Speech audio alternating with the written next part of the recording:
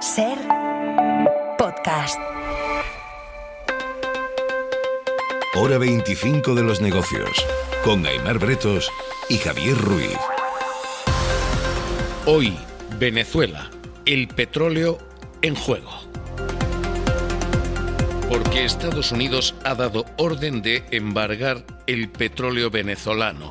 No exactamente todo, no todos los petroleros, pero la decisión es de tal calibre que ahora mismo prácticamente deja manos libres para que Estados Unidos pueda interceptar a un país que exporta poco, pero que tiene mucho, tiene más reservas petroleras que Irak y Kuwait juntos. Así que se está jugando una partida geoestratégica que va a decidir cuánto nos cuesta el petróleo, cuánto nos cuesta la gasolina.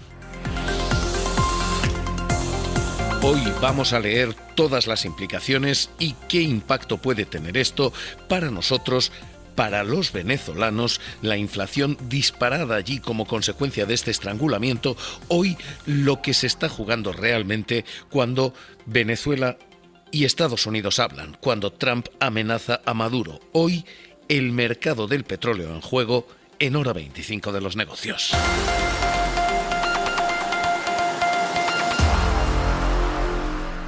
As you probably know, we've just seized a tanker on the coast of Venezuela, a large tanker, very large.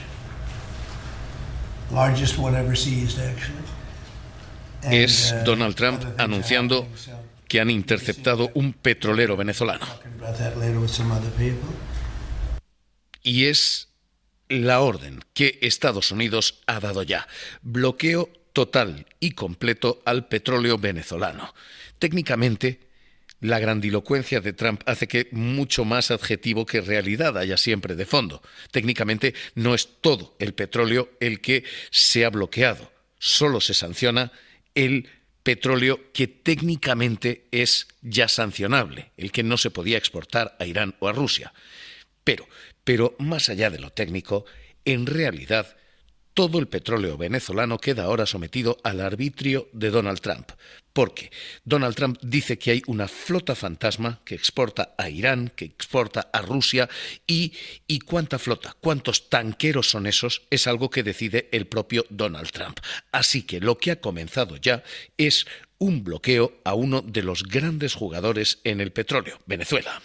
Good evening, I'm Maurice Dubois. I'm John Dickerson. This time it was a much bigger boat. The U.S. military today seized a large oil tanker off the coast of Venezuela. Y todos los informativos hoy y todas las informaciones económicas hoy están pendientes de esta orden de abordaje de petroleros y de embargo total del petróleo, con un Donald Trump que presumía diciendo este es el mayor embargo, la mayor incautación que se ha hecho en la historia. We've just seized a tanker on the coast of Venezuela, a large tanker, very large. Trump ha asegurado, es literal, que Venezuela está completamente rodeada por la mayor armada jamás desplegada en la historia de Sudamérica. Trump dice, esto solo crecerá y el golpe será cada vez mayor, como algo que no hayan visto jamás. De nuevo, las hipérboles de Trump están ahí, pero Trump ha llegado a amenazar incluso con lanzar ataques militares sobre Venezuela, la principal reserva de crudo del planeta.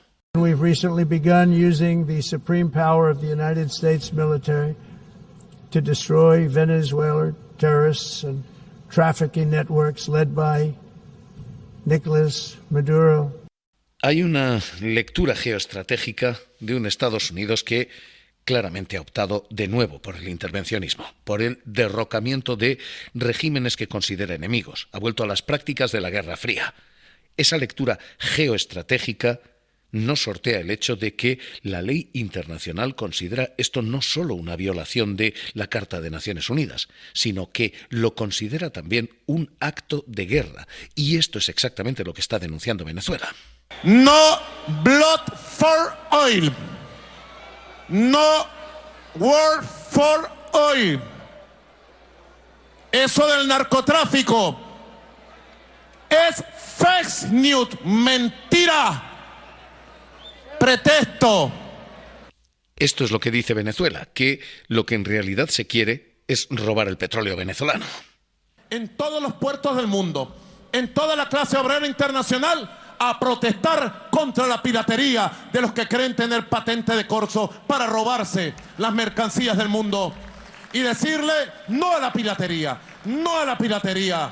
Pero lo geoestratégico tiene tecnicismos. Esto es un acto de guerra. Pero Estados Unidos juega con dos tecnicismos para evitar esa declaración. Primero, dice solo se van a bloquear algunos petroleros fantasma, rutas que no deberían existir. Y segundo, excluye del embargo a la principal petrolera americana, asimismo, a Chevron, a la que permite seguir operando y permite seguir exportando. Chevron ha dicho hoy que sus operaciones siguen allí con normalidad. Así que, si no es un embargo, sino que tiene agujeros, esto no debe ser considerado, dice Estados Unidos, técnicamente no es un acto de guerra. Hoy Maduro ha respondido. Es el petróleo que se lo quieren robar y Venezuela va a defender su soberanía sobre sus recursos naturales y vamos a volver a triunfar. La victoria nos pertenece hoy, mañana y por siempre. Victory forever.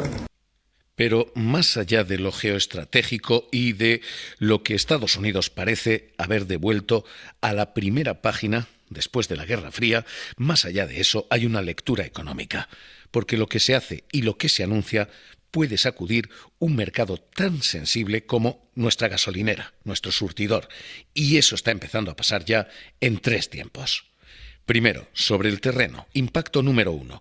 Al menos 6 petroleros que debían llegar a puerto venezolano en los próximos 15 días ya han hecho un giro en U, ya han dado marcha atrás y caminan hacia otro rumbo para evitar ser abordados por Estados Unidos. Desde el abordaje estadounidense de un petrolero, la semana pasada, el número de barcos que fondea en puerto venezolano para exportar crudo ha caído de 45 la semana pasada a apenas 12 hoy.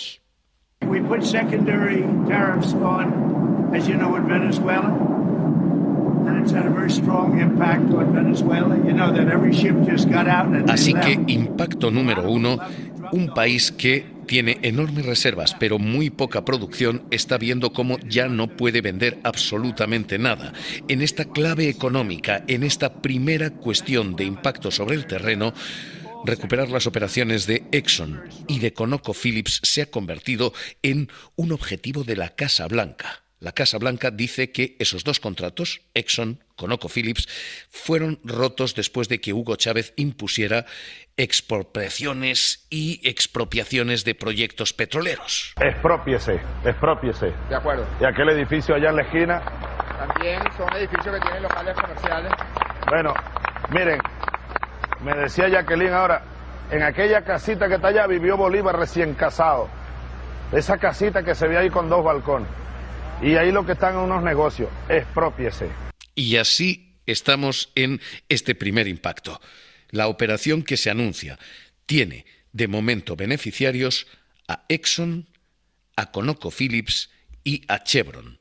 Esto cortesía ahora mismo de política exterior americana. Este es el primer impacto, el impacto en empresas. Segundo impacto, para todos en el mercado internacional, y este ya nos afecta a nosotros, porque el precio del petróleo ha comenzado a subir en cuanto Estados Unidos ha empezado a asfixiar la exportación venezolana. Hoy sube casi un 2% el precio del crudo, por encima de los $60 por barril. El precio todavía es bajo, pero la subida ya es alta. Y hoy no solamente sube el precio del petróleo, la cotización de las petroleras sube todavía más. Hoy se han disparado en bolsa Exxon, BP, Shell. Pablo Anzola, ¿qué tal? Muy buenas noches. ¿Qué tal? Buenas noches, Javier. Pablo, petróleo y petroleras al alza. Sí, el petróleo lleva todo el día con subidas de en torno a un 1%, hasta un 2% ha subido la cotización en algunos momentos. Los futuros del barril de Brent, por ejemplo, han escalado hasta los $59,9 en un repunte ligero pero relevante porque llega después de días y semanas de caída. En lo que va de año, de hecho, el precio del petróleo ha caído casi un 21% y apunta a ser el mayor recorte de precio desde 2021. Pero las que saborean especialmente este repunte en el precio precio son las grandes petroleras. El gigante europeo BP o Shell, por ejemplo, han llegado a subir un 2%, mientras se nota también el impulso aquí en España, con Repsol, por ejemplo, en la parte hoy alta del IBEX 35, la compañía ha subido un 2%. También sube la norteamericana Chevron, lo hace en torno a un 1,5% a esta hora. Sube esa petrolera que exporta el 25% del crudo que comercializa Venezuela y que se queda al margen del bloqueo, así que todo apunta a que saldrá ganando. Así que lo que tenemos es, primer impacto, política exterior americana en favor de 3 grandes compañías. Segundo impacto, un mercado del petróleo que a esta hora y a corto plazo descuenta que si se elimina a un jugador, por pequeño que exporte ahora mismo, como Venezuela, el precio va a subir. Este es nuestro primer impacto. Digo, es el segundo en nivel internacional, es el primero que preocupa aquí en España, porque esto significa subidas del precio en el surtidor. Venezuela aquí es potencialmente clave, porque lo que se está jugando es el futuro del mercado del petróleo. A fecha de hoy, Venezuela no es un gran exportador. El deterioro de sus instalaciones, su aislamiento, han recortado el 70% de su producción de petróleo en los últimos 25 años. Produce menos de 1 millón de barriles al día, exporta apenas 600.000. Es un 0,6% del consumo de crudo diario. A fecha de hoy, Venezuela pinta muy poco. Pero controlar Venezuela puede ser controlarlo todo, porque Venezuela tiene las mayores reservas de petróleo del planeta Tierra, 300.000 millones de barriles. En Venezuela hay más petróleo que en Arabia Saudí.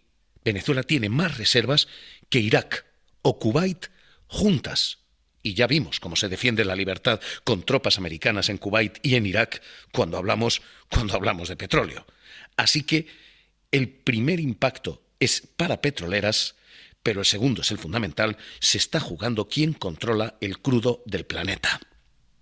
Queda un tercer impacto todavía pendiente, y es el de los demás recorridos económicos que todo esto tiene, porque empieza a cotizarse el cambio de régimen en Venezuela, la caída del gobierno de Maduro, y de repente los bonos venezolanos, tanto del Estado como de la petrolera PDVSA, se han empezado a encarecer con la idea de que se puede cambiar el gobierno, instaurar uno nuevo y que reestructure deuda y repague lo que ahora mismo está impagado. Esto es, por ejemplo, lo que decían Transparencia Internacional en Venezuela, Mercedes de Freitas, que dice, a fecha de hoy, ese dinero que no va a inversores se está quedando en manos del gobierno Maduro, decía. De recursos que deberían estar sirviendo a los venezolanos, resolviendo el tema del agua, de la luz, resolviendo las crisis humanitarias, resolviendo los temas de educación. Sin embargo, ese dinero va a bolsillos de unos pocos. Hay todo tipo de cuestiones abiertas en este asalto a Venezuela. En lo moral, si esto es afán de libertad por los venezolanos o es afán de control por el petróleo de los venezolanos. En lo legal, si esto es legal o esto es una guerra encubierta o descubierta por el crudo. En lo estratégico, si esto es una invasión concebible o si es posible una salida negociada. Pero en lo económico, sobre todo en lo económico, lo que está en juego es el mercado del petróleo y una desestabilización que ya está teniendo efectos. Los ingresos del gobierno de Venezuela han caído un 30% en apenas 3 meses en 2025. La pobreza de la población de Venezuela se está disparando porque la inflación anual va a cerrar este año al 400%. Este es probablemente el último dato y probablemente también la primera preocupación, porque la población es quien paga siempre los embargos, mientras hablan sus líderes, mientras discuten sus líderes y mientras se telefonean sus líderes. De la Casa Blanca llamaron al Palacio de Miraflores y tuve una conversación telefónica con el presidente Donald Trump. Puedo decir que la conversación fue en un tono de respeto, inclusive puedo decir que fue cordial. Vamos a intentar quitar todos los eufemismos y todas estas batallas por la libertad para hablar realmente de la batalla económica que hay aquí de fondo, y es la batalla por el petróleo. Director del programa de energía del Real Instituto Elcano, Gonzalo Escribano, ¿qué tal? Muy buenas noches. Buenas noches. Acompáñenos en la lectura. A corto plazo, esto se hace precisamente porque el petróleo está barato, porque ahora se puede permitir esa tensión.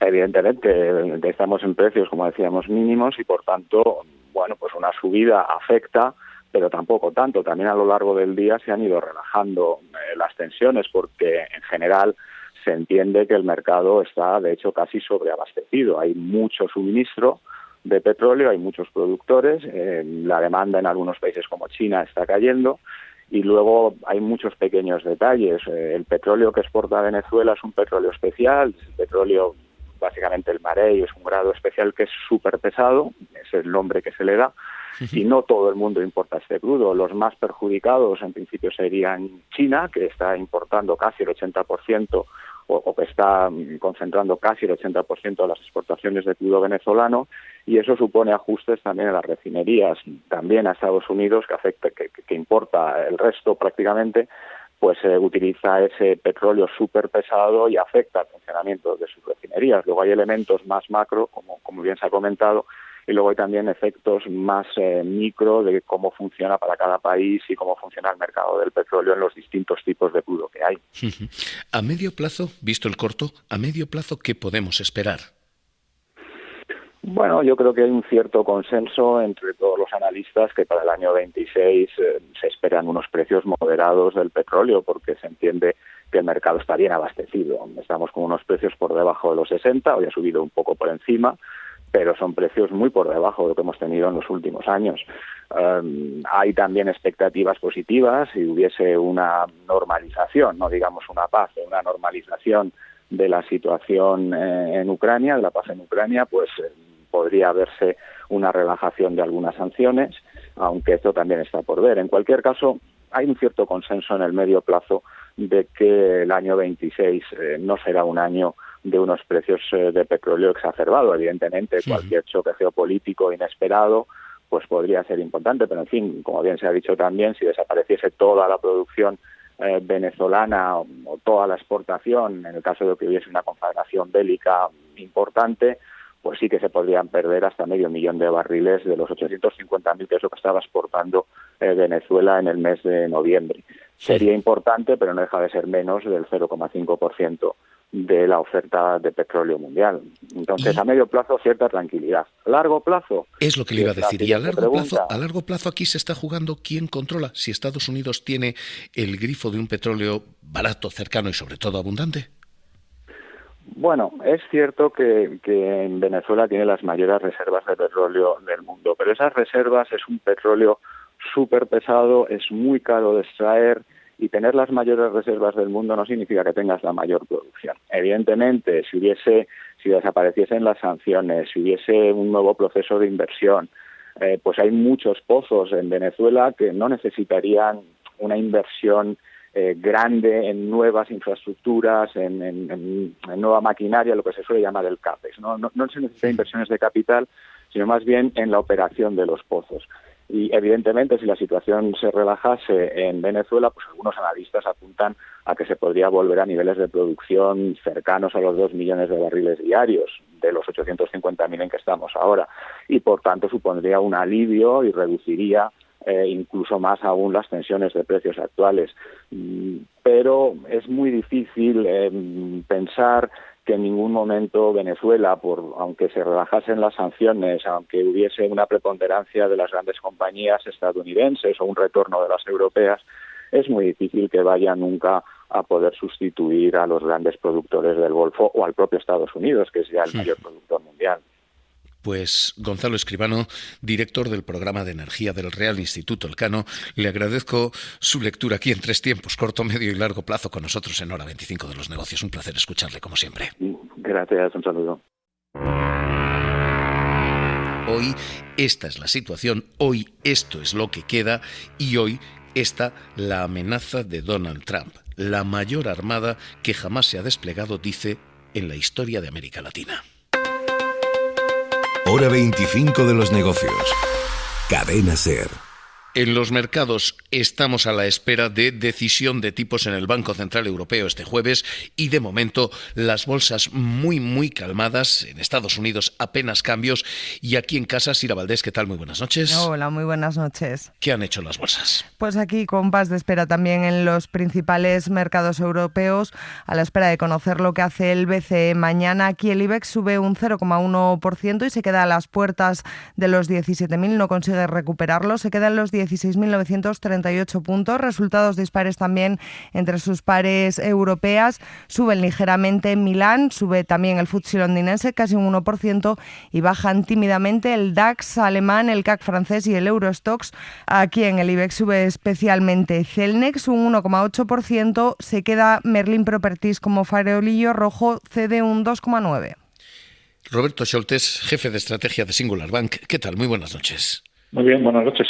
Empezamos a mirar ya casi a 2026. 2025 que estamos cerrando ha sido año de récord. 2026 se sostiene. Tenemos un IBEX que ha ganado casi un 45%. Sí, hemos tenido una normalización de los múltiplos. La bolsa española, igual que la italiana, la británica, la china, la japonesa, estaban anormalmente baratas. Hemos tenido esa normalización de los múltiplos. Ahora lo que tienen que cumplir es ese crecimiento de beneficios que se espera bastante robusto en 2026 y 2027, y esto es lo que tiene que dar fuelle a unas revalorizaciones que el año que viene muy probablemente van a ser mucho más modestas. ¿Cuánto es mucho más modestas? Obviamente un 45% tirado además por banca, probablemente no. ¿Cuánto es más modesto? Pues desde los niveles actuales para la bolsa estadounidense estamos esperando un 3-4% más dividendo, para la bolsa española un 5-6% más dividendo. Eso nos deja en torno del 8-9% en total. Todavía es crecimiento potente.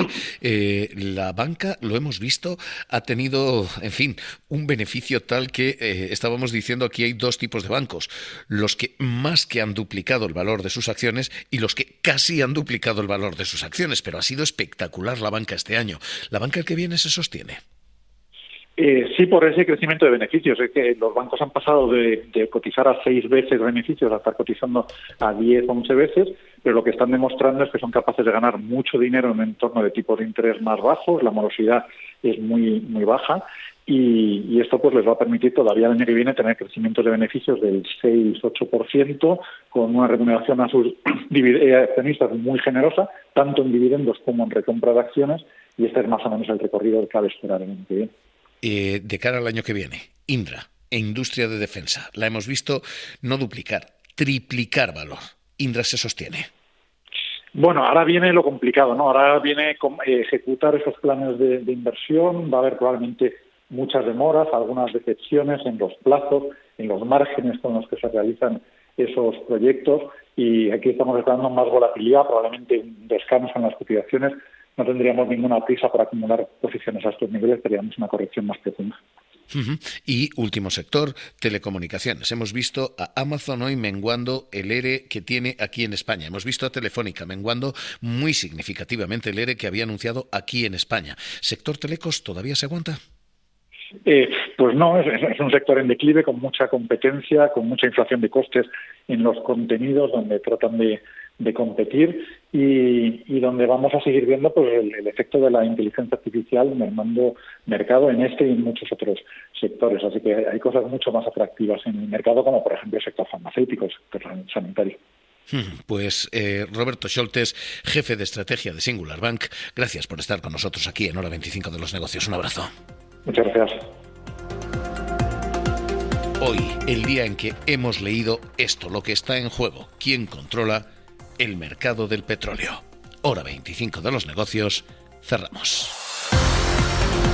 Para no perderte ningún episodio, síguenos en la aplicación o la web de la SER, Podium Podcast o tu plataforma de audio favorita.